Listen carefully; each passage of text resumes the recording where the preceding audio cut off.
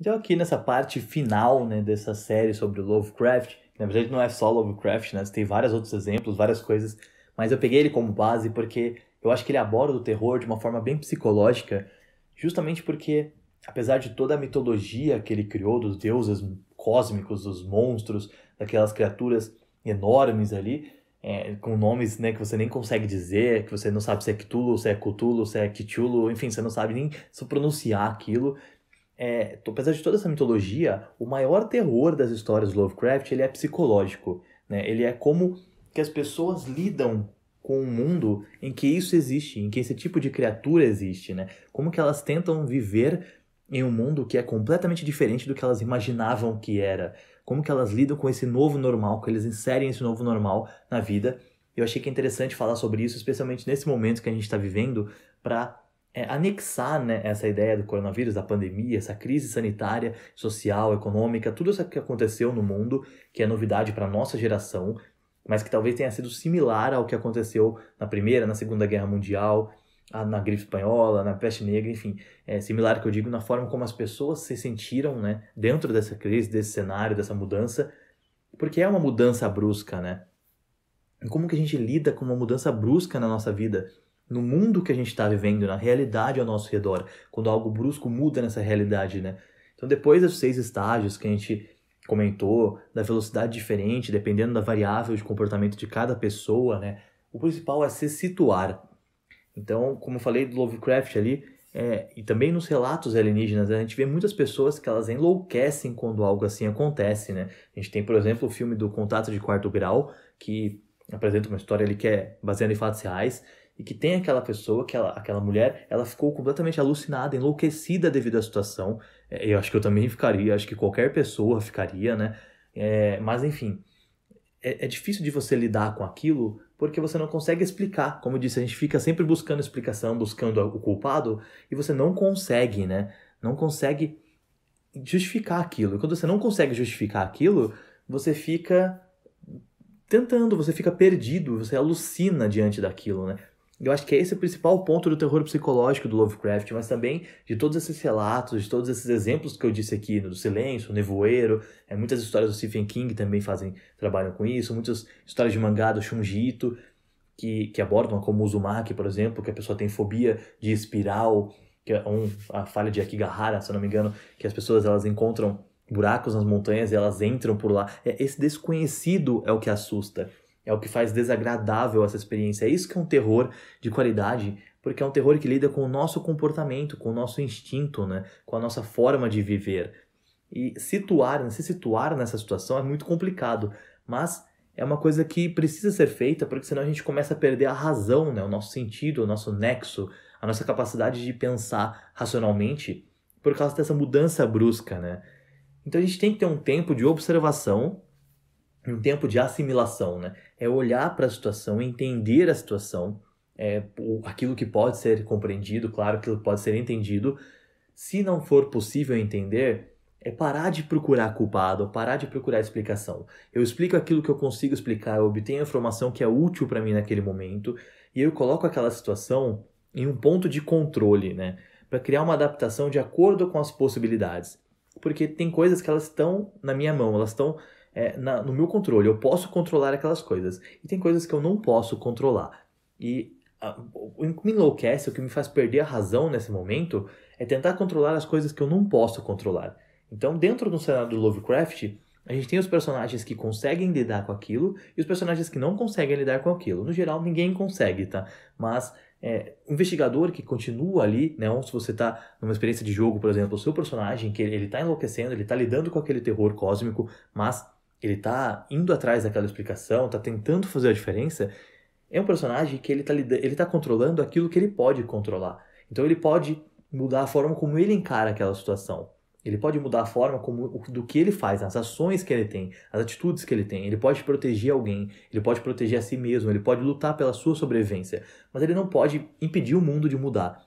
Ele não pode impedir aquele terror de acontecer, se já está acontecendo. Ele não pode mudar o mundo para fazer com que o mundo volte a ser como era antes. Como a gente está vendo agora na pandemia, por exemplo. As pessoas estão brigando para que as coisas voltem a ser normal. Mas o normal, ele não funciona mais, entendeu? Mudou, as coisas mudaram, a gente tem que lidar com isso. Então, o que está no meu controle é como eu encaro isso.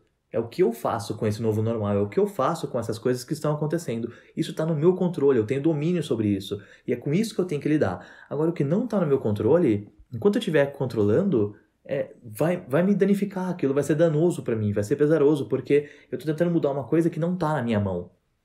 E para isso, né, para poder entender isso, você tem que distinguir o que é real, né, o que é verdade efetiva e o que é imaginação negativa, né? O que seria imaginação negativa?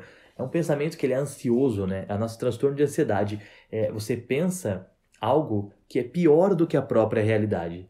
Então, acontece uma coisa que ela é muito ruim, uma mudança muito brusca, né? Em todos esses cenários de criaturas, de terror, de alienígenas, de onde para a pandemia mesmo, aconteceu isso. E isso é ruim, mas isso é real. E a partir disso eu começo a criar cenários piores. Então, por exemplo, no coronavírus as pessoas falam assim, todo mundo vai ser contaminado e vai morrer. Metade da população do mundo. Isso pode acontecer?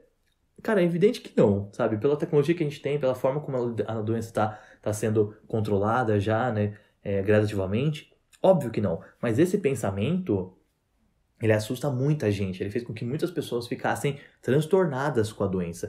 E o mesmo acontece nessas histórias de ficção, de terror que eu usei como base para essa conversa, né? Então pensa assim, numa história do Lovecraft ali, de monstro, deuses cósmicos, aquela criatura ela apareceu, ela tá lá, na praia, tem aquele papel de parede maravilhoso que você tem do Cthulhu, enfim, aquela criatura tá lá. O que ela vai fazer? Ela vai destruir o mundo? Ela tá lá, inerte? O que eu tenho hoje de informação?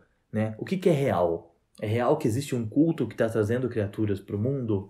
Legal, isso é real. Agora, a minha imaginação negativa diz, vou ser afetado 100% por esse culto, porque eu estou próximo a ele, porque eu vou ser sacrificado, e muitas vezes não é verdade. Muitas vezes essa imaginação negativa é o teu pensamento colocando você um passo adiante naquilo, né? Claro que, como eu estou dizendo, eu estou usando como base de exemplo, mas a gente não tem nem como comparar, né? Trazer isso para nossa realidade. É só realmente uma base de argumentação, porque são coisas completamente fictícias, né? Claro, mas assim, o que eu posso trazer como que é real mesmo, entendeu? O que está acontecendo, que é um fato e que eu preciso lidar nesse momento. Existe um culto, tá bom. Isso está me afetando, eu preciso ir lá e lidar com aquele culto? Sim, então isso é real para mim, é um real efetivo, né? Uma verdade efetiva. Mas eu acho que existe um culto. Talvez aquelas pessoas estejam sacrificando pessoas. Tudo bem, eu posso investigar aquilo se eu for investigador. Mas se eu não for investigador, por exemplo, eu não tenho que me intrometer naquilo. Porque eu posso estar tendo uma imaginação negativa, eu posso estar criando um cenário fictício que é pior do que a realidade. Eles estão invocando um deus cósmico que vai acabar o mundo. Cara, pera, maneira nessa droga aí. Será que não é o caso de pensar melhor, de olhar para aquela situação, assimilar o que está acontecendo, entender o que é verdade efetiva, né? Os alienígenas estão vindo. Legal. Pode ser que sim, entendeu? Eu não sei se eu acredito ou não, como eu disse, mas eu prefiro acreditar que existe coisa lá fora do que não existe, né? Como o Carl Sagan diz, os dois cenários possíveis é que ou existe alguém ou não existe ninguém, e os dois são assustadores. Concordo. Eu prefiro que exista alguém, inclusive prefiro que eles sejam imensamente superiores a nós, porque eu acho que o ser humano precisa melhorar muito para ser ruim, entendeu? Mas eu espero que sim, espero que tenha, entendeu? Mas assim, eles estão vindo, vamos supor, essa é a realidade que a gente está vivendo nesse momento. Eles estão vindo, tá? Tô fazendo uma suposição. Se isso é real, é fato observável, é fato efetivo, verdade efetiva, e aí eu começo a pensar, eles vão vir e vão exterminar, eles vão chegar aqui e vão exterminar a nossa raça, eles vão sacrificar o ser humano, eles vão escravizar, vão colonizar o nosso planeta. Tudo isso é um pensamento ansioso, tudo isso é uma imaginação negativa. Eu estou criando um ponto negativo naquele cenário, naquela situação. Eu não sei o que vai acontecer. Essa é a verdade. A verdade é, eles estão vindo. E o que vai acontecer? Eu preciso descobrir, eu preciso assimilar, não criar um cenário.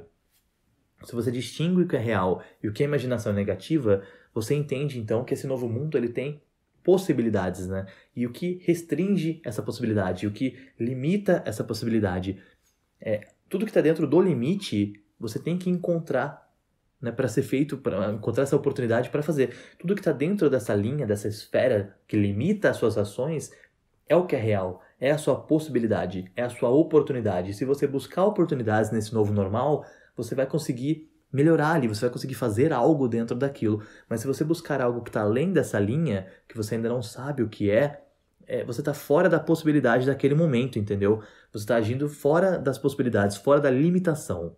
Então, acho que é isso, acho que essa era uma conversa que a gente tem. Talvez tenha ficado um pouco confuso esse vídeo, essa conversa, mas é porque são assuntos bem complexos. Falar sobre o comportamento humano em situações sob pressão, que eu ainda pretendo tocar mais esse assunto, mas em situações muito atípicas, muito drásticas como essas, é bem complexo, mas eu espero que tenha sido bacana para vocês conversar, eu espero que tenha feito uma inquietação, uma provocação, para que vocês pensem nisso, né? Como seria se fosse real, como a gente lidaria, como que você acha que se sentiria, né? Identificar suas variáveis de comportamento. E lembre-se, né, cara? Enlouquecer é negar a realidade. Negar a realidade é o que faz a pessoa enlouquecer de verdade, né? Então, se algo está acontecendo, a gente não tem como negar, a gente não tem como evitar que aquilo aconteça, porque já está acontecendo. A única coisa que nós podemos fazer é fazer parte dessa realidade, é se integrar a essa realidade. Então é isso que fica de lição, de aprendizado maior. Espero que vocês tenham gostado do conteúdo, compartilhem aqui sua opinião, comentem, mostrem o vídeo para quem possa se interessar, falem o que vocês acham do assunto e façam parte aqui das nossas discussões, tragam temas, sugestões, críticas, comentários. É tudo muito bem-vindo para a Universidade Andarilho também. Beleza? Até a próxima!